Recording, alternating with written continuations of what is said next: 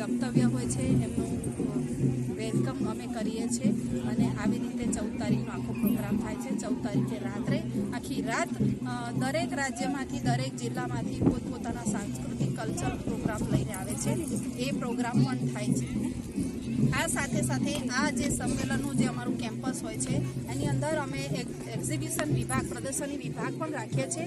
એટલે જે કલાકારો છે, જે આદિવાસી કલાઓ છે અમારી, એના પણ અમે સ્ટોલ કરીએ છીએ અને એની સાથે સાથે આદિવાસી પરંપરાગત ખાણીપીણી જે છે તો એ ખાણીપીણીના પણ સ્ટોલ રાખવામાં આવે છે। એટલે અમે એવા બધા પ્રયત્નો કરીએ છીએ કે માતૃભાષાથી લઈને ખાણીપીણીથી લઈને સંસ્કૃતિથી લઈ અને વિચારો, અધિકાર, આંદોલન, સાહિત્યકારોના સાહિત્ય અને મહિલાઓ, બાળકો, એટલે દરેક વર્ગને આવરીને એનું મહત્ત્વ સમજાવવાનો અમે પ્રયત્ન કરીએ છીએ। એટલે આદિવાસી સંમેલન અમારા માટે ખૂબ મોટું ઉત્સવ કહી શકાય। એક માઇલસ્ટોન છે તમારો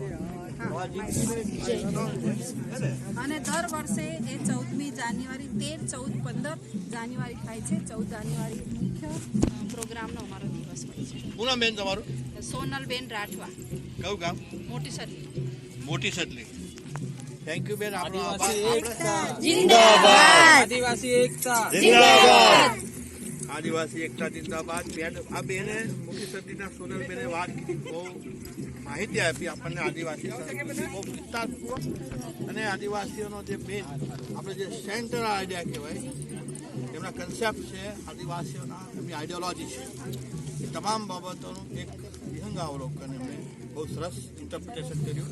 राजस्थान से एक बहन आया है। बहन, आप क्या कहेंगे? आप राजस्थान से इतने दूर से आए हैं, तो आप क्या मैसेज देना चाहेंगे? आपने क्या देखा, क्या कहेंगे? सर, मैं यही मैसेज देना चाहूँगी, जो युवाओं ने कहा कि आदिवासी जीवन शैली और जीवन दर्शन जो है वो पूरे संसार को बचा सकता है, और ये कोरोना ने सिद्ध कर दिया है कि हम वैश्विक महामारी से गिर गए, कई लोग काल के ग्रास बन गए, लेकिन आदिवासी जीवन शैली और खान पान से ही आज हम बच पाए हैं। प्रकृति है तो जीवन है, जीवन है तो प्रकृति, और आदिवासी और प्रकृति एक दूसरे के पूरक हैं, और आदिवासी जहाँ बसे हुए वहीं पर प्रकृति बची है। बाकी विकास के नाम पर आधुनिक मानव ने प्रकृति का विदोहन करके प्राकृतिक संसाधनों को मतलब कूड़े के ढेर के रूप में तब्दील कर दिया है, नदियों को नाले बना दिए हैं, तो सब जगह प्रदूषण है, जल प्रदूषण है, वायु प्रदूषण है, ध्वनि प्रदूषण है, हर जगह मतलब मानवता को मौत के कगार पर ले आया है। लेकिन आदिवासी क्षेत्रों में आप जाएंगे तो आपको सुकून की सांस मिलेगी, खाने को साफ सुथरा जल मिलेगा, पीने को मतलब जल मिलेगा, खाने पीने की बहुत जीवन शैली जो उत्कृष्ट जीवन शैली है, जो ऑर्गेनिक जो बोलते हैं, प्राकृतिक खान पान की जो जीवन शैली वो आदिवासियों ने ही बता दी है, क्योंकि वो कम से कम चीज़ों में सर्वाइव करने की क्षमता रखते हैं। सबको यही प्रेरणा देते हैं कि कम से कम चीज़ें लेके हम प्रकृति का विदोहन करेंगे तो प्रकृति भी हमारे साथ रहेगी और हम भी अच्छा जीवन जी पाएंगे। यही युवाओं ने कहा है कि संसार के सभी आदिवासियों की जीवन शैली पूरे संसार को अपनानी होगी, क्योंकि आदिवासी वो समाज है जिसने अपनी परंपराओं और अपने पुरखाओं के जो रीति रिवाज है, जो प्रकृति से जो सहजीवी संबंध है, वो जंगल, नदी, पहाड़, कंकड़, पत्थर, कीट, पतंग, कोई सा भी जानवर हो, उस सबसे अपने परिवार जैसा संबंध रखता है और उसको उतना ही महत्व देता है। इसीलिए वो सबके साथ सहजीवी संबंध अपनाता है और हर संप्रदाय, हर समूह, हर धर्म के साथ सहजीवी है। और ये सांस्कृतिक विविधताएं आपको पूरे भारत में नहीं पूरे विश्व में देखने को मिलेगी। संसार के लगभग 190 देशों में से 90 देशों में हम आदिवासी रहते हैं और हमारी जो आबादी है लगभग 50 करोड़ से भी ज़्यादा है। और आपको आश्चर्य होगा कि जानकर कि संसार के सबसे ज्यादा आदिवासी भारत में रहते हैं और भारत में रहने वाले आदिवासियों का अगर आपको विहंगम दर्शन करना है तो आप इस सम्मेलन के माध्यम से कर सकते हैं।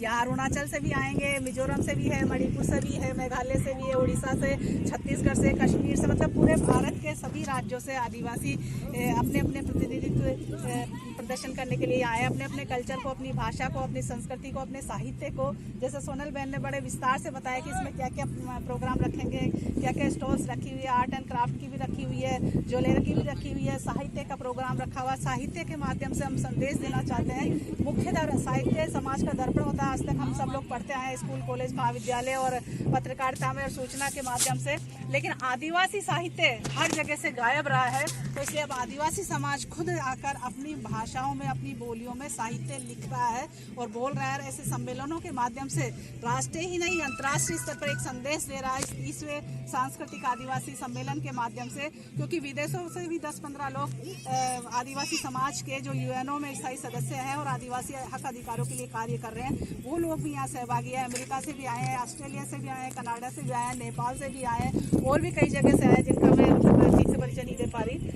तो ये हम आदिवासियों की एकजुटता और अंतर्राष्ट्रीय स्तर पर हमारे अस्तित्व के लिए जो भाषा, साहित्य, संस्कृति और जल जंगल जमीन के साथ जो रचाव और बचाव का जो संदेश है वो हम सब स्तर से देना चाह रहे हैं। चाहे हमारा खान पान हो, चाहे हमारी बोली भाषा हो, चाहे हमारा पहनावा हो, चाहे हमारे गहने हो, चाहे हमारा जीवन शैली हो, या हमारी जो भी पुरखाओं से जो हमने सीखी है, क्योंकि आदिवासी वो समाज है जो पीढ़ी दर पीढ़ी पुरखाओं से वो परंपराओं को ग्रहण करता है मौखिक रूप में और आजीवन हजारों लाखों सालों से उन्हीं को उसी रूप में अपनाए हुए हैं और वो प्रकृति और जीव जंतुओं के साथ आज भी वही जीवन शैली के साथ आपको देखने को मिल रहा है। और ये जो विहंगम दृश्य, ये मेरी बहनें हैं, वो सरकारी सेवाओं में भी कार्यरत है, तो बहुत कुछ कार्य करती है, लेकिन आज अपनी पारंपरिक पोशाक में है, अपने पारंपरिक रूप में है। आप इनको देखकर जज नहीं कर सकती है किस पद पर स्थापित है और क्या कार्य कर रही हैं, लेकिन हम आदिवासी हैं, ये देश के मूल मालिक रहे हैं। इस धरती, इस भारत को बनाने में हम आदिवासियों के पुरखों का बहुत बड़ा योगदान है। आज़ादी से पहले 1857 से पहले 250 सालों से हम आदिवासियों के पुरखों ने बहुत बड़े बड़े बलिदान दिए हैं। उनके बड़े स्मारक बने हुए हैं। हमारा मानगढ़ राजस्थान में देखेंगे तो मानगढ़ धाम जो है वहाँ बहुत हजारों की तादाद में आदिवासियों का बलिदान हुआ था जलियांवाला हत्याकांड से 6 साल पहले 1913 में। ऐसे ही आप झारखंड में जाएंगे, डुम्बारी पहाड़ है, नॉर्थ ईस्ट में जाएंगे, हर जगह शहीद स्मारक बने हुए हैं। वो इसीलिए पड़े हुए हैं कि जल जंगल जमीन और जमीर के लिए सबसे पहले आदिवासी पुरखाओं ने संघर्ष लड़ा था। इसीलिए कोई सी भी कौमें आई, कोई सा भी शासन आया, लेकिन आदिवासियों ने कभी अधीनता स्वीकार नहीं की। वो हमेशा मुक्त रहे, स्वतंत्र रहे और स्वाभिमान के साथ अपनी संस्कृति के साथ जीवन यापन करते रहे। और आज भी वो परिदृश्य आजाद भारत में भी आपको देखने को इस तरीके से मिल रहा है। आदिवासी एकता जिंदाबाद, आदिवासी एकता जिंदाबाद। मैं डॉक्टर हीरा मीना हूँ, राजस्थान से हूँ और आदिवासी साहित्य पर लेखन कार्य कर रही हूँ, अपनी भाषा, साहित्य, संस्कृति के लिए कर रही हूँ और मैं देश भर के राष्ट्रीय आदिवासी समाज के अंतर्राष्ट्रीय से प्रोफेसर हो मैडम? जी सर, पहले थी, लेकिन अब स्वतंत्र रूप से मैं समाज के लिए समर्पित हूँ। हाँ, लगा मुझे आपका तो वक्तव्य सुना तो मुझे लगा इतना सारा तो कोई हमारा सांसद भी नहीं बोल सकता है। हमारी मैडम ने भी हमारे यहाँ तो ऐसा कल्चर है, ट्राइबल में मैंने देखा है कई लीडर जो है वो पढ़ करके अपना भाषण देते हैं। आपने इतना बढ़िया तरीके से पूरा आदिवासियत को अपने स्टेज पे, प्लेटफॉर्म पे रख दिया 2-5 मिनट की बात के अंदर। लेकिन राजस्थान से आप आए और पूरा जो आदिवासियत को है पूरे दुनिया का, प्रकृति का जो है मानव समुदाय से जो नाता है, इकोलॉजिकल बैलेंस भी हम कह सकते हैं। जैसे हम तो प्रकृति के साथ जो है उनका दोहन करते हैं। आपने बताया बहुत अच्छा, बहुत सारी जानकारियाँ ऐसी मिली जो हमको इससे पहले नहीं मिली थी।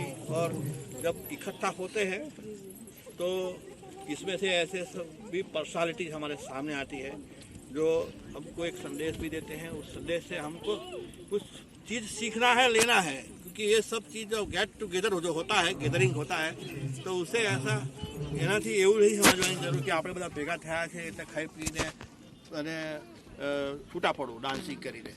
આપણે જે છે તે એકતા ત્યારે થતા કે જ્યારે સૌ કોઈ એકબીજાના વિચારો, સારા વિચારો છે, રાજસ્થાનના વિચારો આપણી સામે આવ્યા. આપણે એને વાત કરી, મને પહેલાં એવું લાગ્યું કે આ ટ્રાઇબલ્સ આપણા ત્યાંના વિચારો હોય છે, કદાચ ગભરાતા હશે, એવી રીતે રાજસ્થાનના હશે, પણ એ તો महाविभूति है. आप तो बड़ी महाविभूति हो मैडम.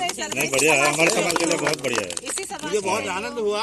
ऐसे भी ट्राइबल कल्चर्स के अंदर लोग मौजूद हैं. एक एक समझो परमाणु बम से भी ज्यादा ताकत रखने वाले जो है इंसान आदिवासियों के अंदर बड़े हैं, उनकी पर्सनालिटीज को सलाम है, सौ सलाम है। शुक्रिया मैं खुद आपको सलाम पुरखों ने हमारी रगों में ऐसा ही खून दिया है पुरखों ने हमारी रगों में ऐसा ही खून दिया है जो हमें परमाणु अणुओं की जरूरत नहीं है, हम नहीं, अपने हाथ मतलब पांव से परमाणु काम बम जो है उसमें ताकत बहुत बड़ी होती है। हम परमाणु बम की ताकत मतलब कि हम जो है इतना ताकतवर इंसान होते हैं। इंसानों के अंदर वो जो बम होता है वो तो तोड़ भी करता है, सुरक्षा के लिए भी रखते हैं, लेकिन हम जो बता रहे हैं परमाणु बम मतलब ऐसा नहीं, उसमें एक विभंजन है, उसकी एक प्रक्रिया होती है साइंटिफिक। प्रेम और शांति से बड़ा कोई हथियार नहीं है, सही बात। उससे बड़ी कोई कड़ी नहीं है, उससे बड़ी मानवीयता नहीं है जो आदिवासी पूरे संसार को सिखा रहे हैं सर। सही बात। ये प्रेम मानवीयता का अणु परमाणु बम बनाइए, इससे पूरे मानव नहीं। खुशहाल है, क्योंकि ये धर्मनिरपेक्ष राष्ट्र है भारत और सब विश्व का सबसे बड़ा लोकतंत्र है और इसमें सारी सांस्कृतिक खूबियां आपको देखने को मिलेगी। इसमें हर धर्म है, हर समुदाय है, इसके अलावा आदिवासी भी है जो उनसे अलग पहचान रखता है और सब बड़े हंसी खुशी से रह रहे हैं सर। बराबर। नारी शक्ति जिंदाबाद। नारी शक्ति जिंदाबाद। एक तीर एक कमान आदिवासी एक समान। एक तीर एक कमान आदिवासी एक समान। बहुत अच्छा लगा। अमुआ खा एक આપણા અર્જુનભાઈ